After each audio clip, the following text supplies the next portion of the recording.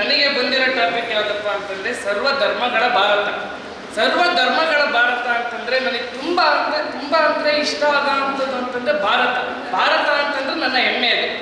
ನಾನು ಭಾರತ ಎಷ್ಟು ಇಷ್ಟಪಡ್ತೀನಿ ಅಂತಂದರೆ ನನ್ನ ತಾಯಿಗೆ ಎಷ್ಟು ನಾನು ಗೌರವ ಕೊಡ್ತೇನೋ ಅದೇ ರೀತಿಯಾಗಿ ನನ್ನ ಒಂದು ಭಾರತಕ್ಕೆ, ನನ್ನ ಭಾರತ ದೇಶಕ್ಕೆ ನಾನು ಗೌರವವನ್ನು ಕೊಡ್ತೇನೆ.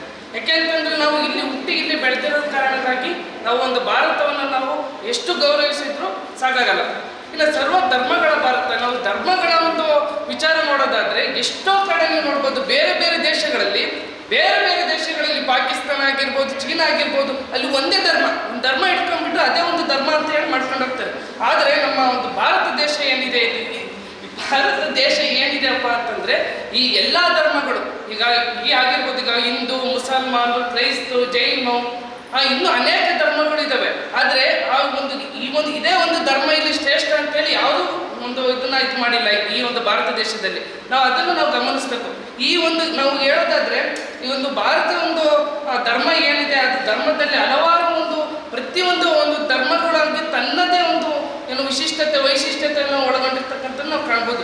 ಈ ಧರ್ಮ ಸರಿ ಇಲ್ಲ, ಈ ಧರ್ಮ ಹಿಂಗಿದೆ, ಈ ಧರ್ಮ ಆ ಥರ ಇದೆ ಅಂತೇಳಿ ನಾವು ಬ್ಲೇಮ್ ಮಾಡೋಕ್ಕಾಗಿ ಯಾವುದೇ ಕಾರಣಕ್ಕೂ ಮಾಡೋಕ್ಕಾಗಲ್ಲ. ಅವರವರ ಒಂದು ಧರ್ಮ ಅವರವರ ಒಂದು ವಿಚಾರಕ್ಕೆ ಅನುಗುಣವಾಗಿರುತ್ತೆ. ಇನ್ನು ಸರ್ವ ಧರ್ಮಗಳ ಒಂದು ಭಾರತ ಅಂತಂತಂದ್ರೆ ಈ ಒಂದು ನಮ್ಮ ಭಾರತ ದೇಶ ಇದೇ ಒಂದು ಧರ್ಮ ಅಂತೇಳಿ ಯಾವತ್ತೂ ಸ್ವೀಕಾರ ಮಾಡಿಲ್ಲ. ಈ ವಿವಿಧತೆಗಳಲ್ಲಿ ಏಕತೆ ಅನ್ನೋ ರೀತಿಯಲ್ಲಿ ನಮ್ಮ ಭಾರತ ದೇಶ ಇದೆ ಅಂತ ಹೇಳ್ಬೋದು.